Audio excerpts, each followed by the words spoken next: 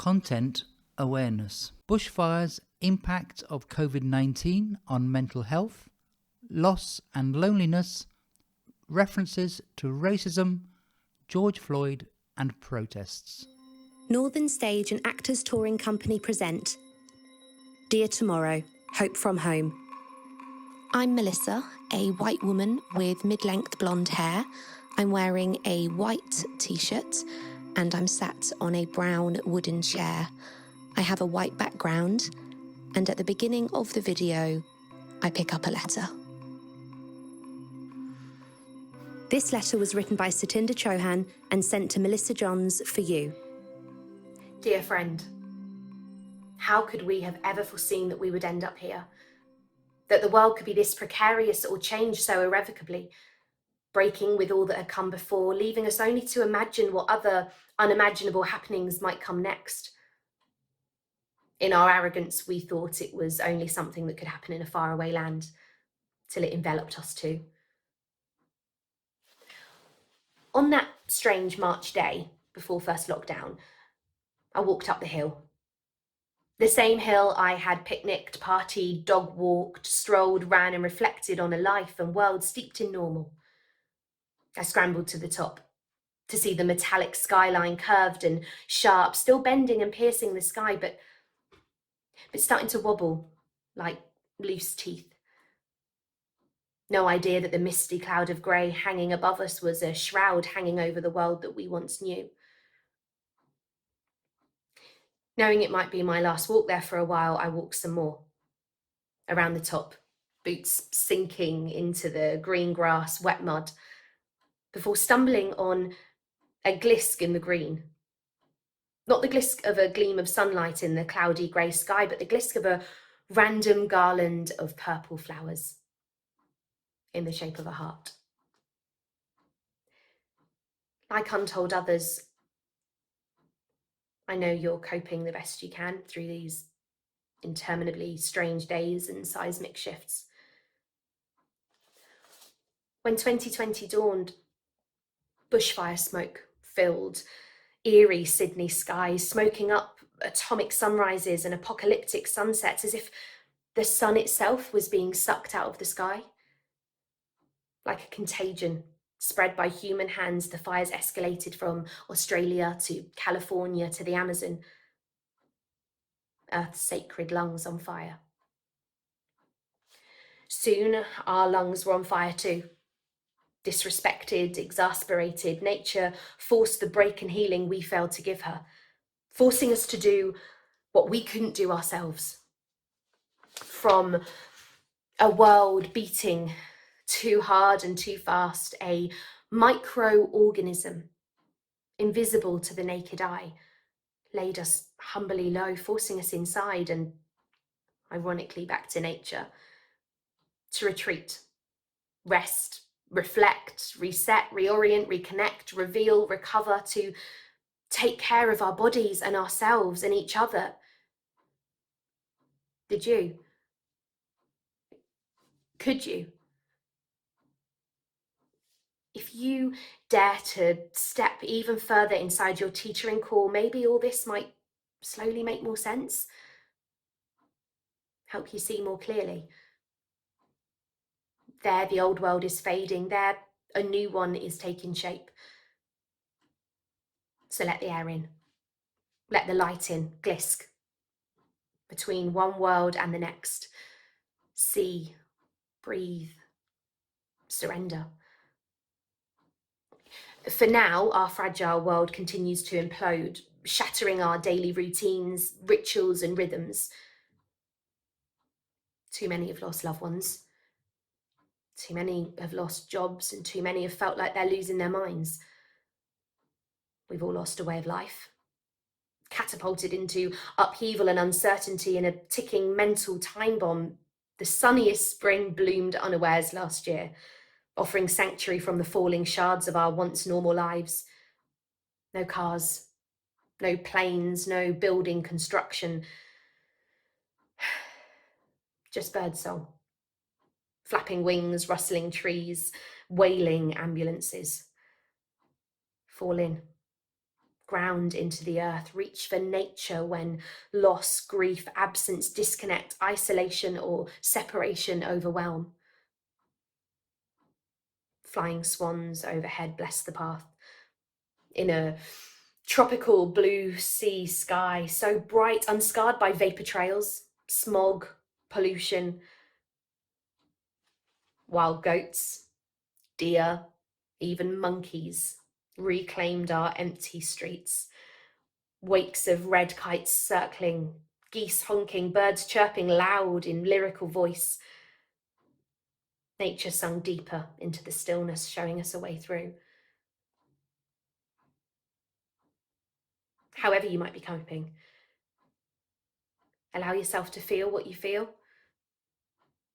finding patience through the shell shock, moving gently through the fallout, quietly building resilience.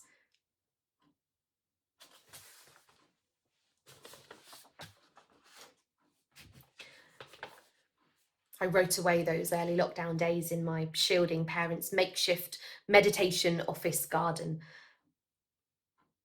The next door girls in theirs hanging, hair dyed, makeup smeared, dressed up dolls from the branches of the pear tree, where we sat under either side of the wall.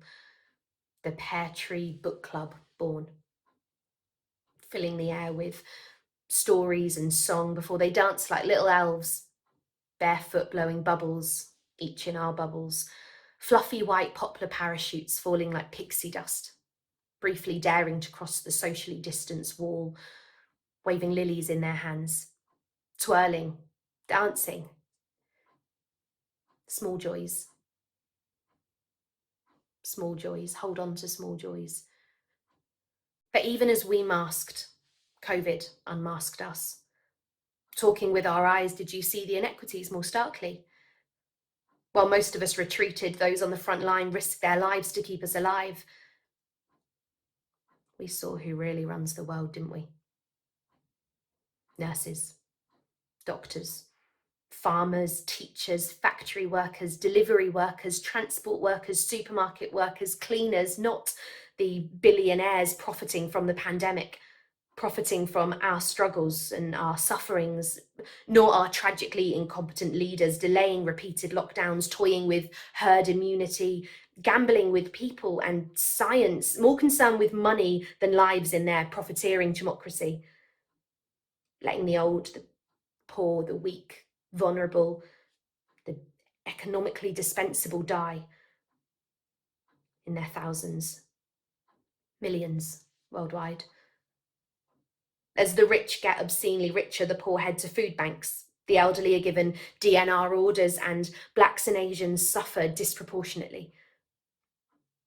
As COVID choked victims of oxygen, George Floyd's final words were uncanny. I can't breathe. But Black Lives Matter did. Bursting defiantly outside on lockdown streets, toppling colonial statues, urging us to see, care, speak up, speak out, and finally face buried imperial histories and unmask racist legacies that amnesiac nations have never dealt with, even as they linger now. As people, workers, and communities of colour bear the brunt of a killer virus, see? Maybe some structures need to crumble.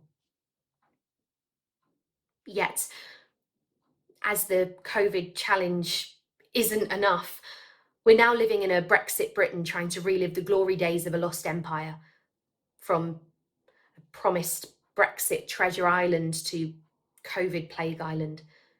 The UK chose to isolate from its nearest neighbours, but like each of us, even this quarantine island cannot float alone on the waters of the world.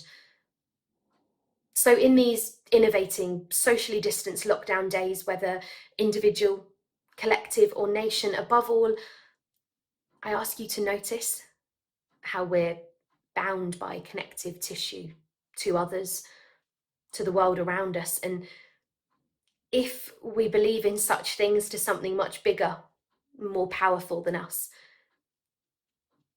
Amazon butterfly effect, our actions impact on others.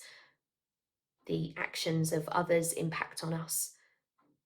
So if others, especially the most vulnerable among us, are suffering or struggling, reach out. And if you are, ask for help. Even in this strange isolation, we're living this together. The pandemic has not only shown us what we've lost, what we truly value, what we might dare to hope for, but through our vulnerabilities, what brings and binds us together.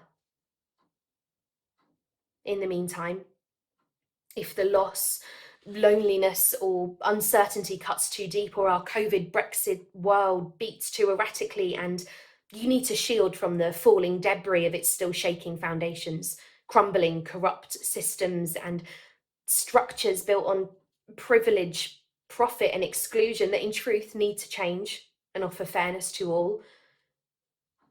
Reach even more deeply into yourself so that one new dawning soon, you can reach out better. And while you're there, look for the heart-shaped glisk in the silence and stillness between the cracks. And breathe to glimpse a more hopeful tomorrow.